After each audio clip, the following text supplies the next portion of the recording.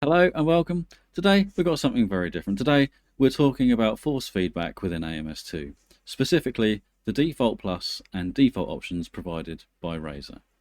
We're going to talk about the sliders that Razer provide us to help set it up. We're going to talk about the wheelmaker's software and how it can really confuse things. We're then going to run through a process that we can use to set it up. Nice, simple, logical process. And at the end of it, I hope we can dispel the myth that it's some mystical black art that nobody really understands. We believe that the information in this video will help not just new users arriving to AMS2, but also existing users as well. Before we get into the detail, I'd just like to make a special thank you to Mark Collins, whose input and verification has been really important in this video. You can read more about Mark in the description below. So what is force feedback? Well, in our case, with a vehicle simulation, force feedback is what the game developer uses to relay the characteristics of the vehicle being driven and its interactions with the road surface to the driver. And it's used to complement the visual and the acoustic information that the game developer is already providing us. When it comes to relaying that information back to the driver, there are many options. You can have rumble motors, you can have base shakers, you can have full post rigs and all sorts. But the main tool that any developer has for the vast majority of users is the steering wheel. That is what we use, and that's what we're going to focus on today. I think now's a good time to point out that force feedback is a bit like art, in that you could put 50 artists in front of a scene and ask them to paint it, and at the end of it, you'd have 50 distinct pieces of art. And force feedback is very much the same as that. Depending on which game you choose, which developers have developed it, they will all have their own methodologies and their own ideologies on how it should feel. And again, just like art, you may like one piece and I may like another. And that's perfectly fine. There's absolutely nothing wrong with that whatsoever. It really does come down to your own personal taste. Now, luckily for us, Razer have given us more than one piece of art to choose from. First up, we've got Default Plus. This is the force feedback profile that presumably Razer would like you to experience the game with, because it's their most fullest force feedback profile that they provide. And we advise that this is the profile that you use when you start out on this process. Razer also provide their default force feedback profile. This is a more basic force feedback profile, and it's for those who like a less vivid and less fulsome force feedback. The last option that Razer give you is called Custom. Now, left untouched as per the fresh game install, this will give you a real minimalist, bare bones feedback through the steering wheel.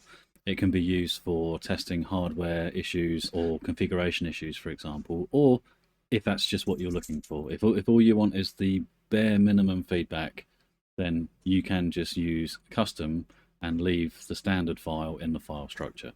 But you can also replace that standard file in the file structure with your own file, at which point you're able to pretty much have full control of your feedback.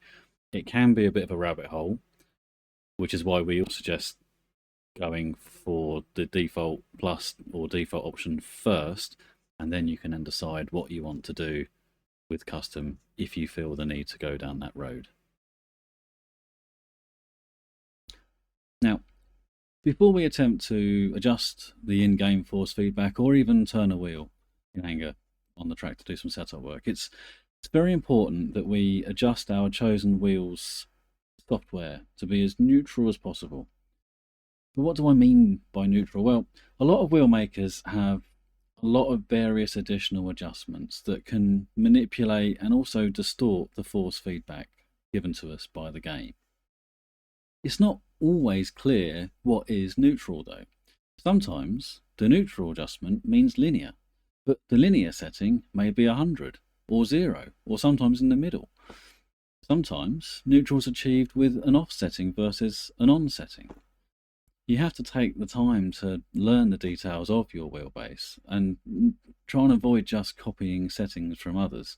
Even if they claim to be from an official source, they're often outdated and can sometimes just be plain wrong. With mechanical, belt or gear-driven wheelbases, very little needs to be done. They don't have as many settings as the newer direct drive wheels. Regardless of what wheelbase design you have, you'll almost certainly have an option to adjust the power or the force, depending on its terminology. The normal advice is to adjust this maximum power or force on the wheelbase and then use the gain setting within the game itself to tone things down to an appropriate level. The risk of injury with higher powered direct drive wheels is real, so please do bear that in mind. You'll also, regardless of if you're a mechanical base or if you're a direct drive base, have the ability to adjust the amount of rotation that the wheel has. If you have the auto rotation setting, it is best to have that switched on, regardless of if you're direct drive or if you're a mechanical base. The alternative is either a set and forget. It may be ideal for the car you're driving, it may not be, or a bit of a faff workaround, but it does work. So the set and forget option, if you go to 450 to 540 degrees, it would be a good compromise, as most true bred race cars have 360 to 450 degrees of rotation. Most road cars or other Odyssey series are between 540 and 900 degrees rotation. So pick the lower one if you drive mostly open wheel and purebred sports cars, and pick the higher one if you prefer road cars or even the Formula trucks, say, for example. Now, the workaround is very simple and it doesn't take very long to do. It's just how I do it when I'm changed from car to car, just to make sure I'm in the right range. I will have the cockpit view on with the steering wheel visible and the hands visible, and I will simply rotate my steering wheel 90 degrees, and I will adjust my wheelmaker software so that the rotation of the hands on the game match the position of my hands on the wheel. And that is it. It doesn't take long to do, and I find that also works very, very effectively. Just going to turn the face camera off whilst we're in the wheelmaker software, because it covers up some of the detail I think is important for you to see. So with direct drive wheels, in addition to everything that we've mentioned already for the mechanical wheels, direct drive wheels also have additional settings designed to help them feel like a mechanical wheel. So real cars, with very rare exceptions, will use a mechanical steering system that gear and belt wheelbases are able to replicate with varying degrees of success. But a direct drive electric motor on its own can respond so much more quickly and accurately than a belt or geared system. But it will also feel like a smooth and detached from reality sort of, it doesn't feel like a car would feel. We've spoken about steering range and we've spoken about power. The next slider on the screen is natural damping, and this isn't to be confused with the in-game damping. They're not the same thing. Damping here resists the change of steering wheel rotation speed, so the more aggressively you move the wheel, the more it's going to resist. It's exactly the same as a motorcycle steering damper. So set this to 0 or very, very low to start with. The next slider is natural friction. Now, all vehicles will have a degree of friction within their steering systems. This setting just helps to mimic those frictional losses. So again, set this to 0 or very, very low to start with. Natural inertia will give the wheel a feeling of weight behind it. So with it set low, you'll be able to stop the wheel movement without much effort at all. But set it high and it will get harder, as the wheel will want to continue turning, as if it were heavier. So set this to 0 or very low to start with. Idle spring, in the case of the Camus software, is the return rate. Set this to 0 or very, very low. The common thread is to use the minimum settings possible that successfully transform the electric motor feedback into something that feels more natural, as if you were sitting in a parked race car, just tugging at the wheel a little bit in either direction, but not so strong as to overwhelm the force feedback that's coming from the game. For any remaining sliders you have left over in your wheelmaker software, set them to a value that essentially means they aren't doing anything. So when I say neutral, I suppose what I really mean is disabled or neutral or linear. It all depends on their function. So for example, with these on the game effects of the camera software, we've got effects intensity. I want that set to 100 because that's how much of the force feedback I'm getting from the game. The CF filter, for it to be neutral, needs to be set at 50. The Q factor is basically the effect that this has, so I'll set that to 100. The game friction, I want the game to be true to the game, so I don't want to distort what the game is telling me, so I've got that set to 100. And same with the game spring. As far as assistance tab goes, it's all very basic stuff. This one here, this is the sort of thing which I'm talking about. It just muddies the water. So I've got everything like that set right down. I don't want it affecting what the game is trying to tell me.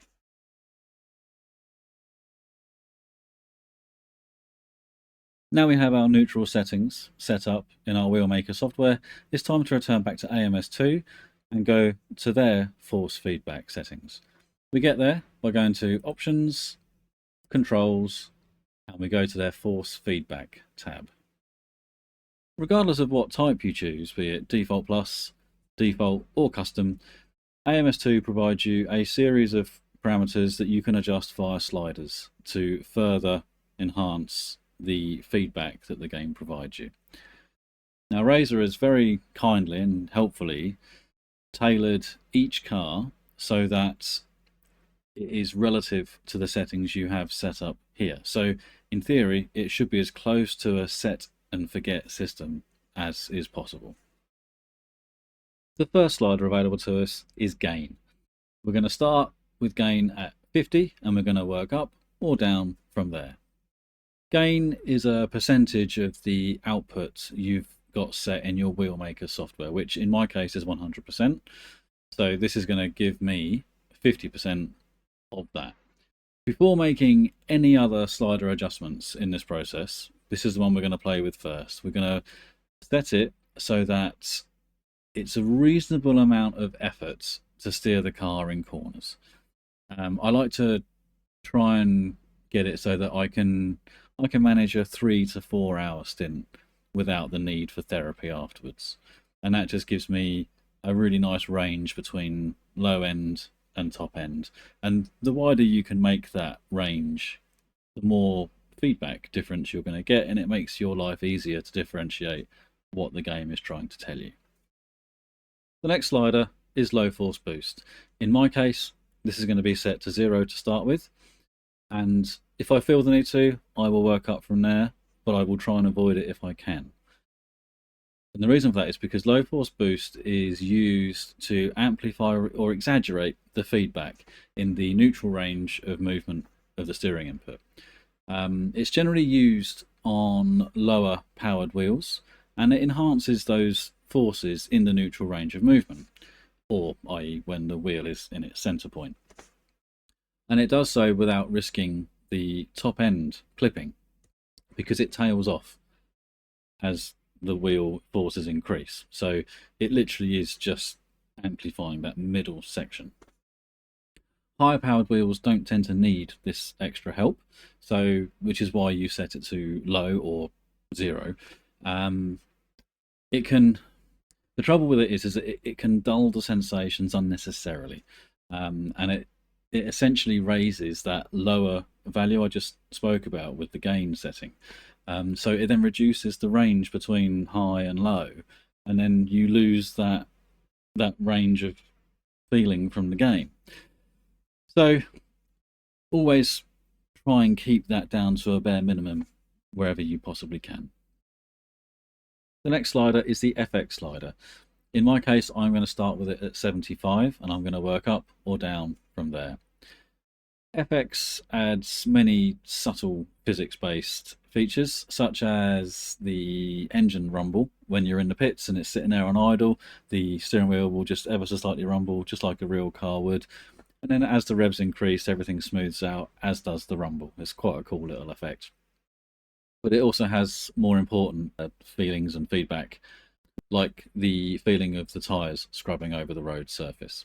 So a nice easy way to assess the effectiveness of the FX slider is to try it at 75, then knock it back to 0, try it at 100, and then just move the slider to wherever you feel you are getting the nicest feeling feedback.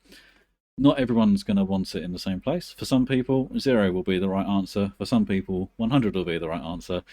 In my case, I'm going to start at 75 and just move on from there. The next slider is the damping slider, and this one really is the big one. So we're going to start at 50 and we're going to work up or down from there, probably down, to be fair.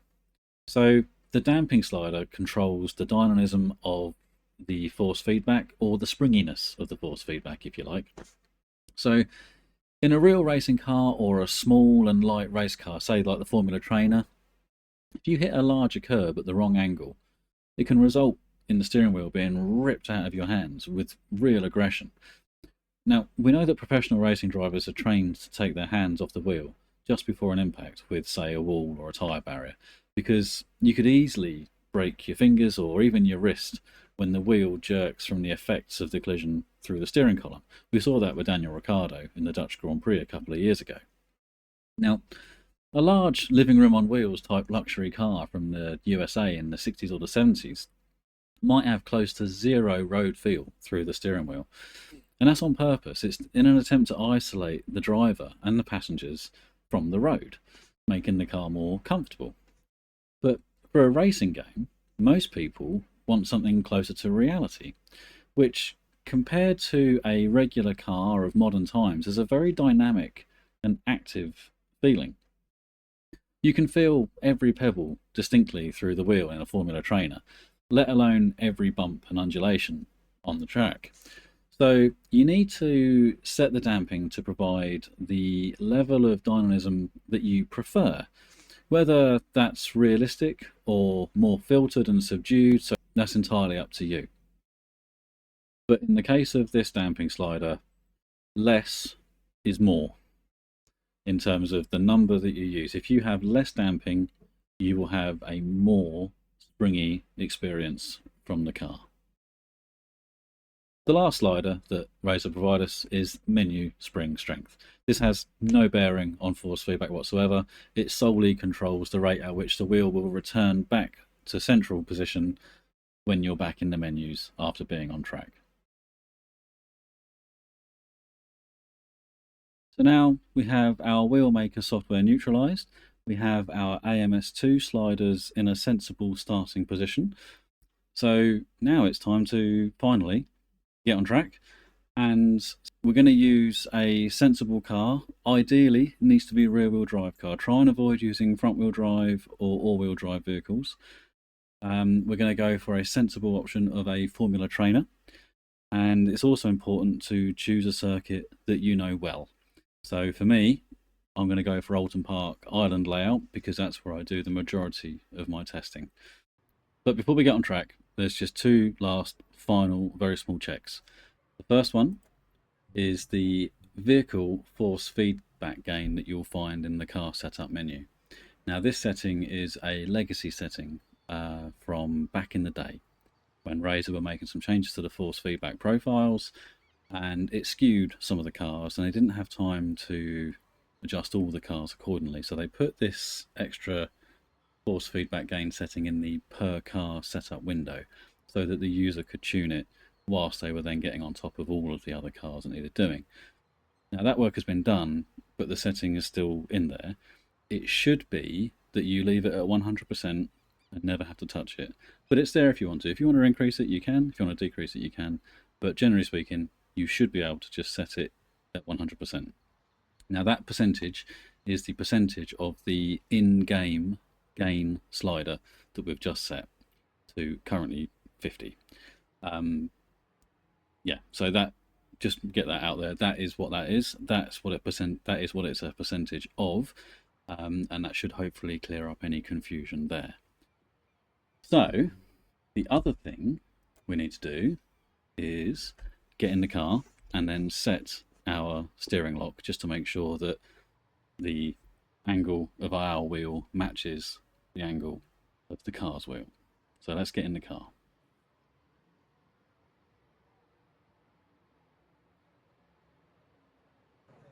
So let's make sure that the wheel rotation is correct. So I'm going to turn my wheel to 90 degrees.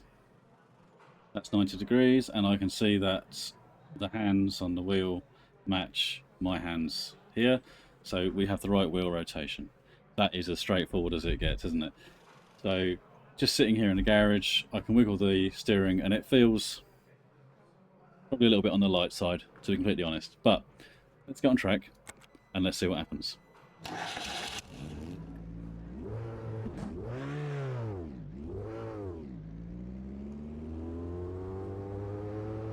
So yeah, straight away, it just feels a bit wishy-washy. But we'll get it a bit faster and we'll see if it increases with speed.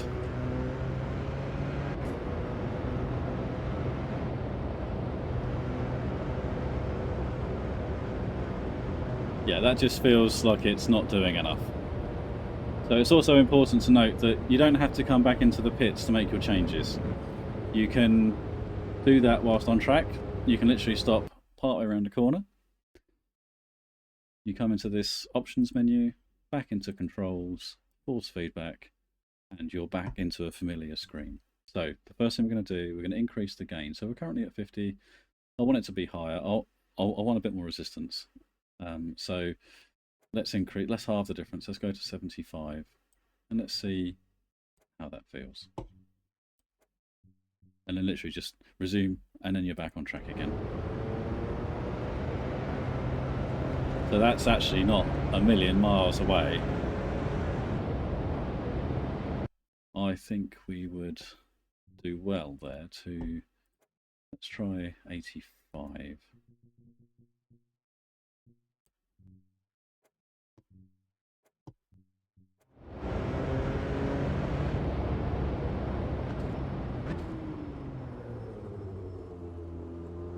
It feels like it might be a little bit. I reckon after 4 hours of that, I'd be on the verge of needing that therapy I was mentioned earlier. Yeah, okay. So let's go back to 80, and I think that'll put us about where I want to be. This is just a rough cut. This isn't. You're not looking for ultra precision here. You're looking for. This is about what I'm looking for at this stage. You can do the refinement later, but we'll get into that shortly. So we're going to set that to 80. Just going to give it one last run. Don't want to make 2 changes at once.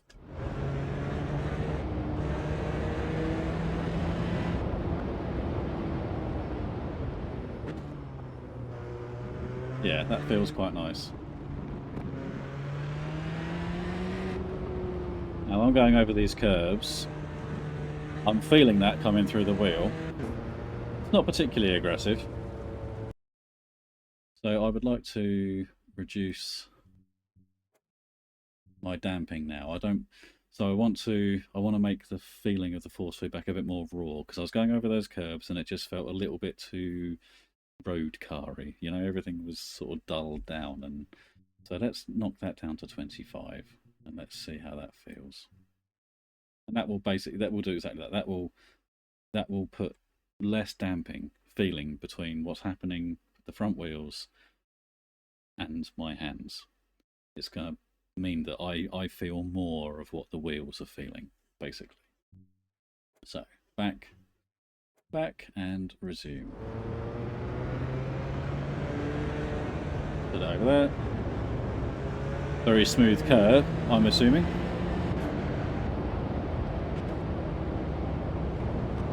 I felt that, and then a little bit of a jink there.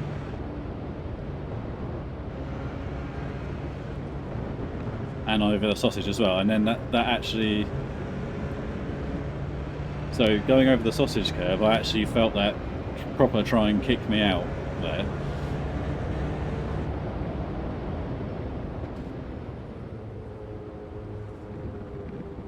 Yeah, I really felt that. Yeah, okay. I think I might want to go a little bit less again, to be honest. I think I could handle a bit more feeling. Let's go down to 20. See how that feels.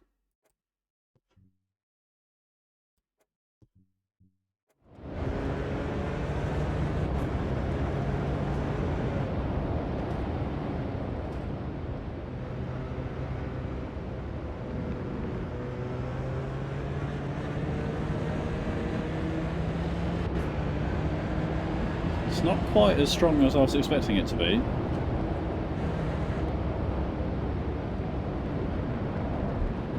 Well, I felt that one though. That was quite strong, that. So yeah, I think we're not a million miles away here.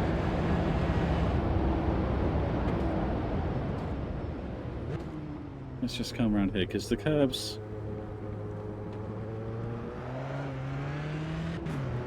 The curbs up here in the chicane are quite aggressive.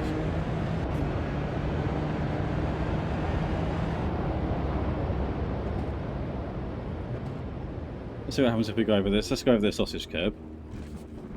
Yeah, I mean that's rocked. If you watch the hands there, watch the hands over here. You really get that. There you go. So you can see that coming through. Now I think I could go maybe a little bit less again. I'm going to knock that down to 15. Controls, damping down to 15. And I reckon that will be about where I want to be. There.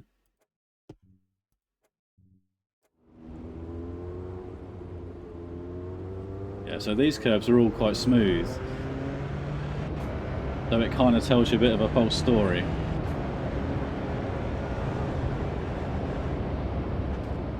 See how this one feels. Yeah, that kicks you out. Yeah, so does that one. Yeah, so I'm happy with that. Let's leave that on 15 for now. Keep going for a fifth gear that's not there. Yeah, right, so we've now got our gain, the resistance, overall resistance in place. We've got our damping in place. So what's left now is the FX. So we've currently got that to 75. So let's see what happens when we knock that all the way back down to 0. Let's see what difference that makes.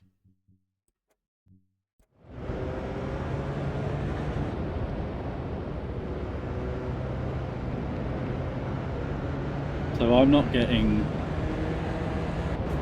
It's amazing the difference it makes. So I'm not getting anywhere near as much of the vertical loads. I'm just not feeling that come through. It sort of feels a bit less severe. Not quite as no, that's not, I don't know how to, that's not the way to describe it. That isn't how to describe it. It feels like it's lost a lot of the detail. So it's still there, it's still aggressive, but it's not as refined.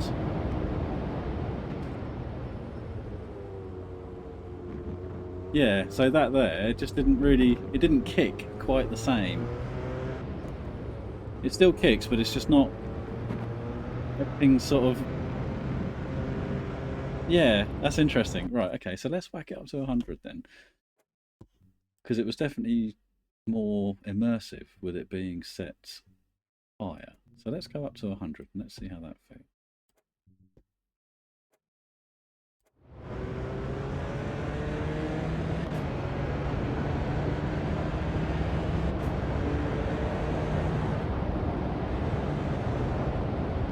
Straight away you feel that.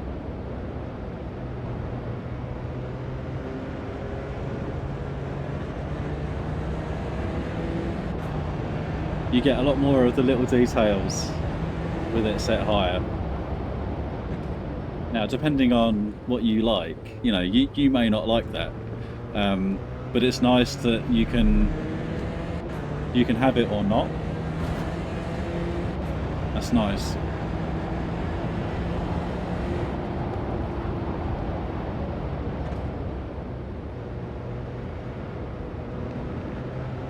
Yeah, I like that. Oh, still only 4 gears, Andrew. Yeah, so I'm sort of driving over places I wouldn't want to be driving, but just to try and see what happens. But yeah, I mean, that's pretty much it. I think I would be happy to continue there. So let's come back to the pits now. We just do one more path through this chicane.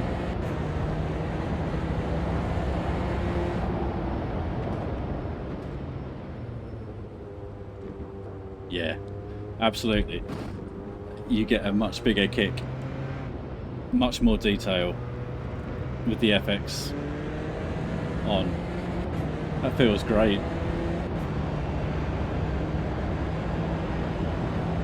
Still only 4 gears. Oh dear. Yeah, nice.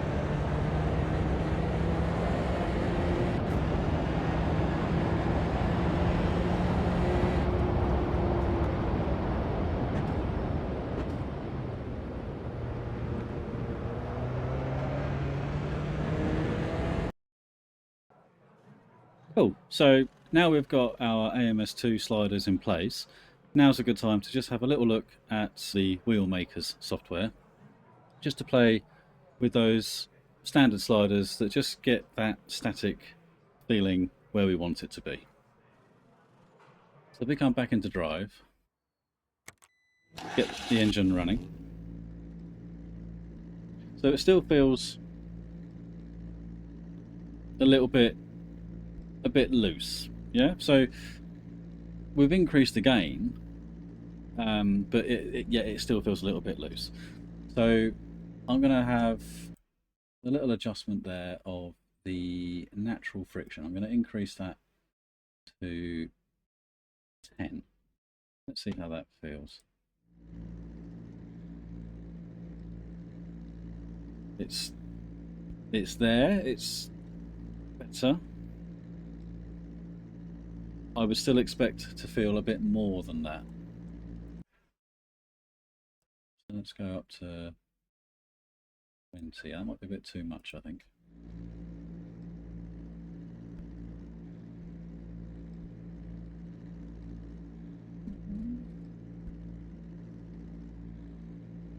It's not a bad place to be. Let's leave it. Let's halve the difference. Let's go 15. I think that'll be a good place to go. Back into the game again.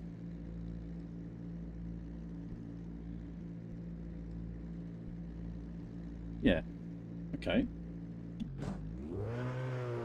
Let's see how we get on with inertia.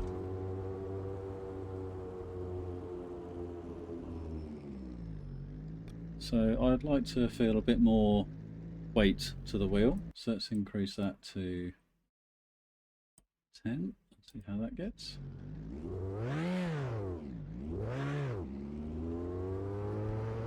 Yeah, so now when I turn the wheel, at the top end of the movement, and then I start to bring it back again, it feels like I have to resist a bit more, like the wheel's going to carry on just for a little bit longer, i.e. it's got a bit more inertia to it.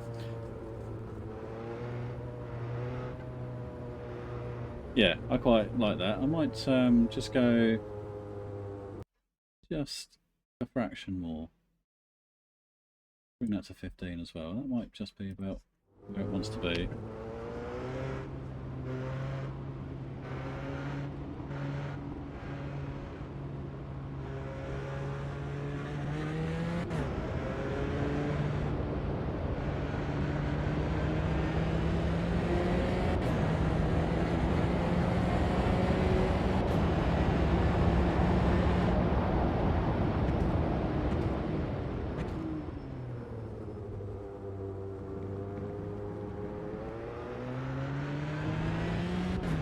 it's important that the changes we make to the camera software are only to complement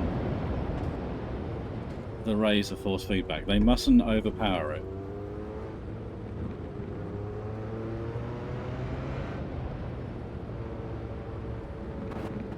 So I still want to make sure that that wheel does that shaking. I don't, if I dull that down, then I've definitely gone too far.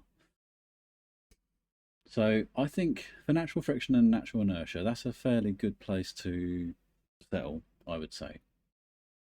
I'm going to increase the idle spring. So the idle spring, in the case of the camera software, will also, it not only sets how quickly the wheel resets back to 0 again when it's in the menus, it also does it when it's on track. Now, not all wheel manufacturers will have it like that. Some will just have it so that it only works in the menus, a bit like the AMS2 menu spring strength slider does. But with Camus, it also works on the circuit. And to me, this feels like it should be maybe just a little bit more, well, I guess springy is the word, really. So I'm just going to increase that to 10. And then just go and do a lap or two. And just see how that feels. And now I might end up putting that back to 0 again. But we'll see.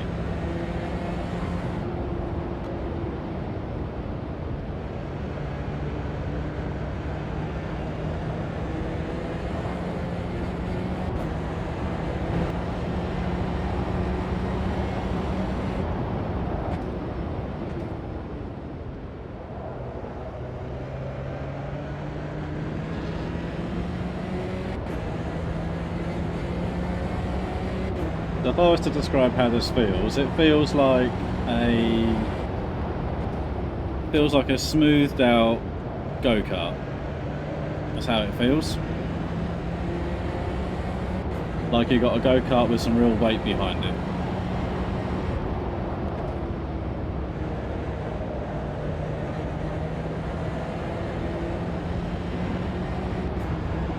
It was very nice to drive, actually.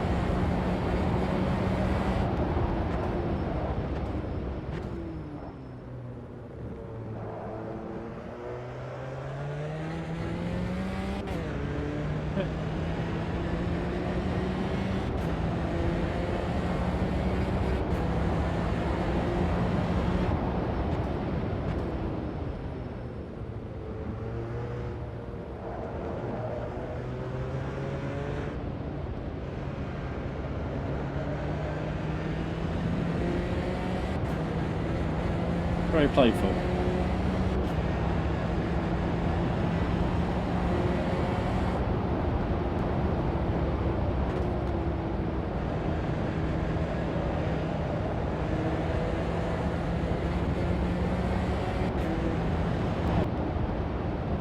Right, so let's just park it up for a sec, and so I'm quite conscious I haven't yet gone through the low force boost. Yeah, now I don't have a need for that, as it turns out.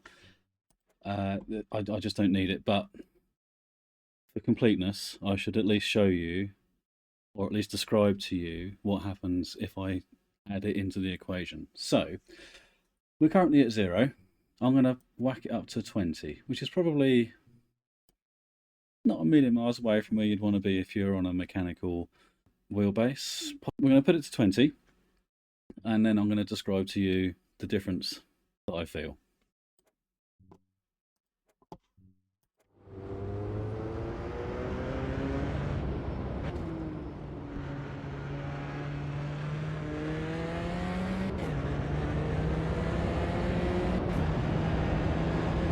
So it's really pronounced. So the very middle part of the wheel movement it's now a lot busier in its feedback, it feels, and a lot tighter. It feels kind of restrictive actually in its movement, and not in a good way for me.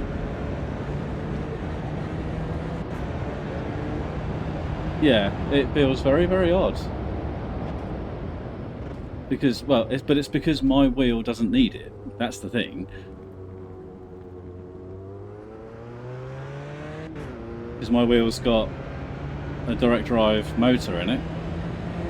So it's already got that power and that ability to give that information to me without the need for any assistance.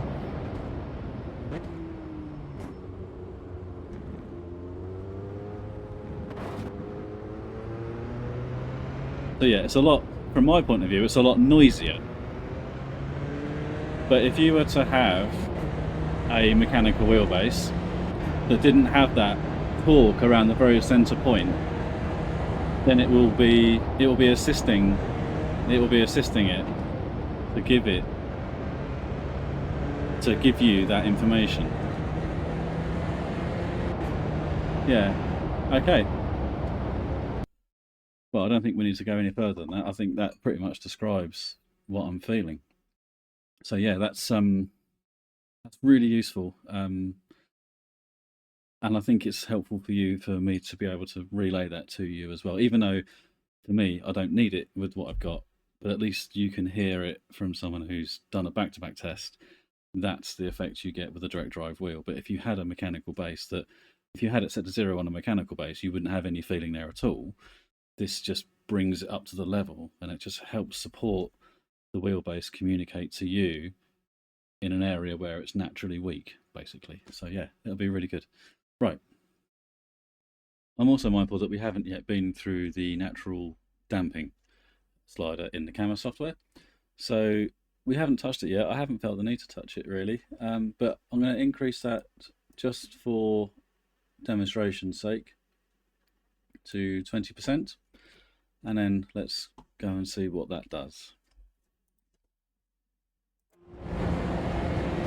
Just as a additional voice note, the low force boost has been set back to 0 off camera between these two runs.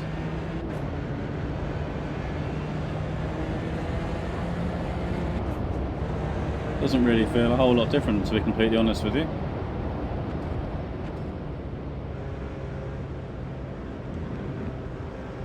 Still getting the rumbles through the curbs.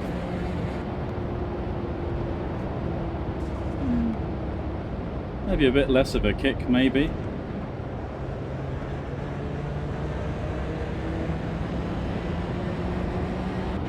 I mean, the resonance feels very much the same.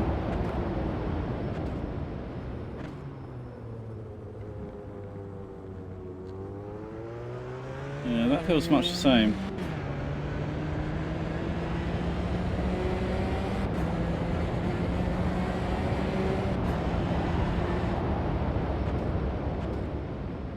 Still looks like on a big hit. It's still a big hit, as you see.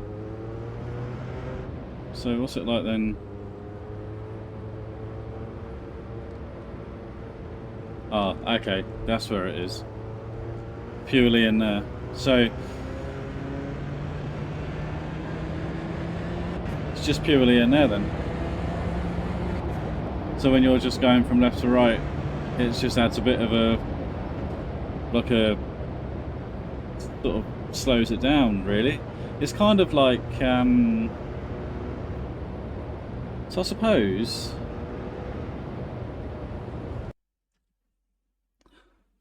suppose it's kind of, whereas you got the natural inertia, that adds like an extra level of inertia to the wheel at the top end when you're going from a turn state back to neutral again. The natural damping almost feels like it does the same thing, but from neutral to the turn state almost. But it's a very subtle thing. I mean, I don't really feel the need to have it, so I'm just going to tell it's at best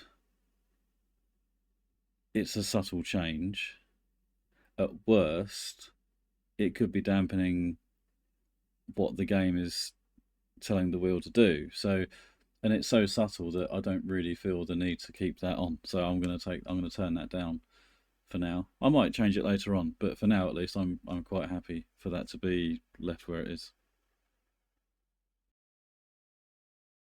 So now's the time to try and refine the base settings that we've now loosely established. We've done a fair bit of work already. We've got a fairly good baseline to build from now. So let's jump into another sensible car. I've gone for a Group A BMW M3 because the Formula Trainer is very lightweight, mid-engined, very, very responsive. The BMW M3 is, in comparison, much bigger, much heavier, much lazier. Still rear-wheel drive though. Try and keep to rear-wheel drive if you possibly can. So it's a very different car, and it will be able to see the relativity that Razer have built into the way that the cars react to the same settings that we've got in our in-game sliders, and to a lesser extent our wheelbase settings. So it'll be a good test to see. So let's get into the car.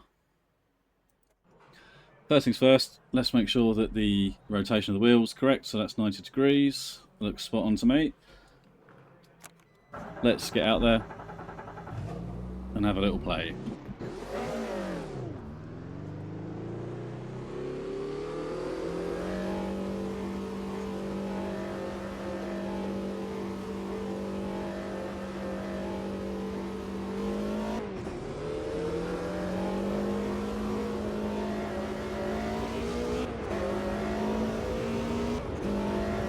Straight away you feel the extra weight of the car. You can feel it's a totally different car.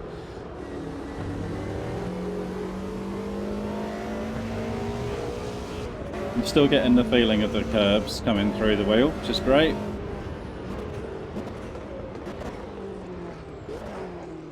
See what it's like here. Yeah. So we're still getting some quite aggressive movements coming back from the game through the wheel. See what it's like over the sausage curb. Yeah, really big kick there through the wheel. Let's see what it's like over here. Yep, nice. See lots of movement on the hands there. So yeah, all looking good so far.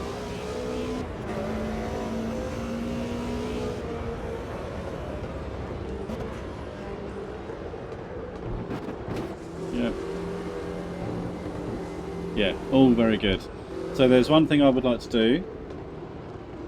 I would like to jump into the camera software, and I want to zero out those settings that I applied to it.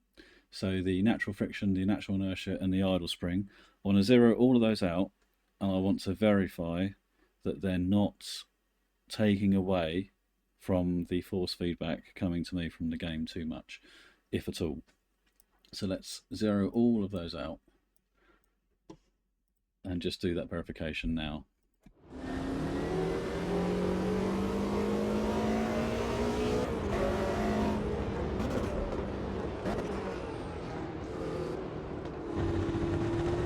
So I would say, if I'm being very picky, the centre of the wheel does feel a bit more reactive.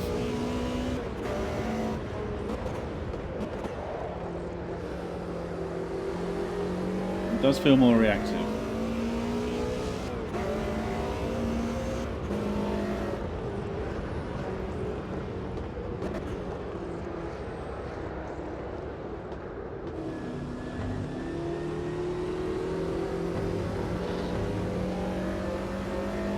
But not necessarily with the... let's just try this again. I don't want to jump the gun there.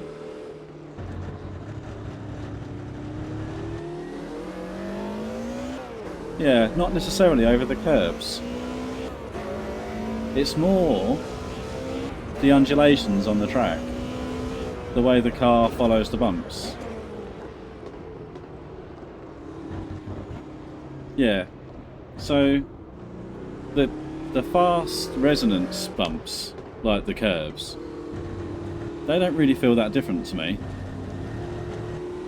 But it feels like I'm getting a much more reactive experience around the central point. Kind of actually like I've still got the low force boost applied to it, which has been taken off since. So I wonder then if the natural friction was too high. So let's put the natural inertia back in to 15, and let's just see. Let's put them back in again one by one and just see what does what.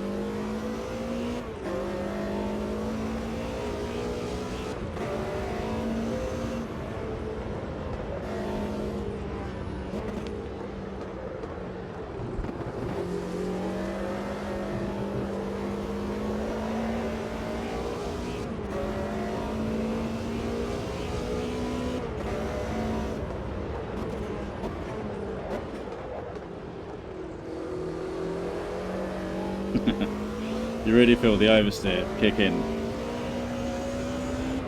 And it actually does feel like the rear of the car is pivoting around on you as well.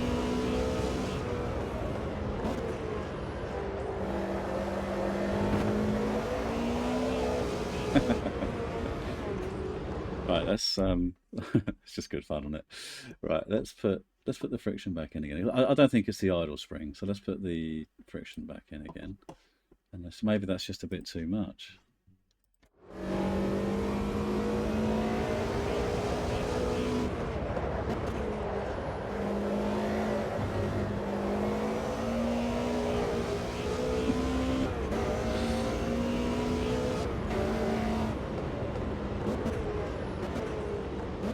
I need to be a bit. I'm still having so much fun. I need to be a bit fairer with it. So let's slow it down a bit.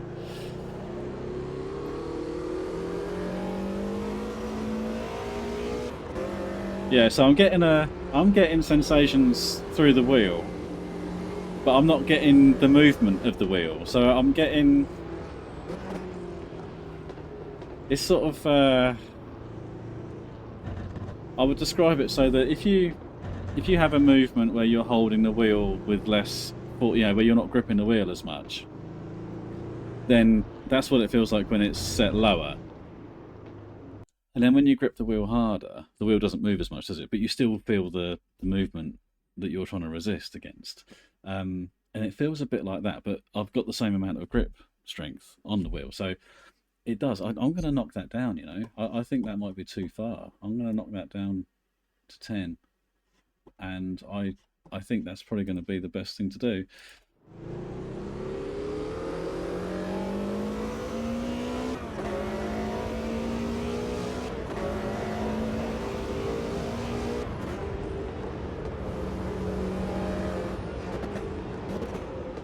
I mean, it's going to be a compromise, whatever you do.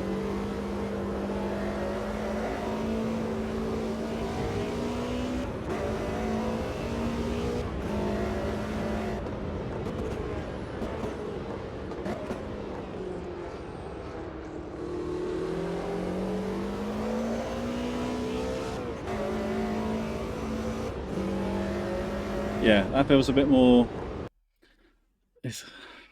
It sounds silly because it's not a massive change, but this is how easily these sliders from the camera software can have you over. You got to be really careful with them. You can't just go slapping numbers in, because otherwise you're going to end up potentially ruining or distorting. No, ruining the force feedback that the game is trying to provide you. Let's put the idle spring back in. I'm going to halve that though. I'm only going to put 5 on, because with this car it's actually already quite springy. It's already with the Formula Trainer, it felt like it was a bit lazy returning back to centre, whereas with the BMW it doesn't feel that way. So I think maybe I went a bit too far then with the Formula Trainer. But let's just try that.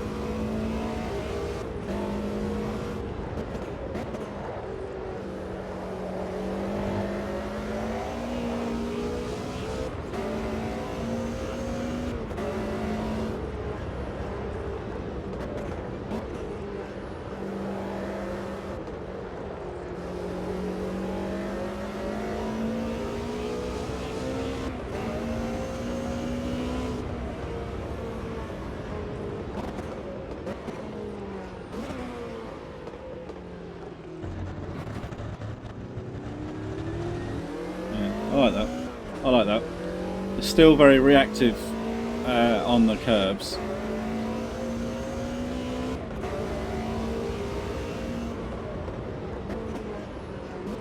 See what it's like on a really big hit. Yeah, so you still get a good old kick. And I'm sort of feeling the undulations in the road as well.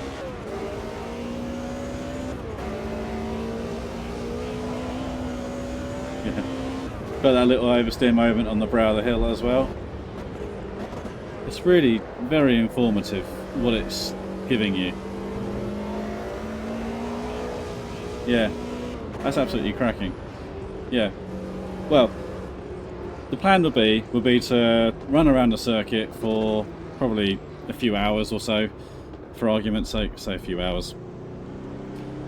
I'll try and do at least half of that in one car, because you need to try and cement this force feedback, because if it's not something you're used to, you need to get it in your muscle memory, you need to gel it in your mind. So it's important that you spend a lot of time in just one car.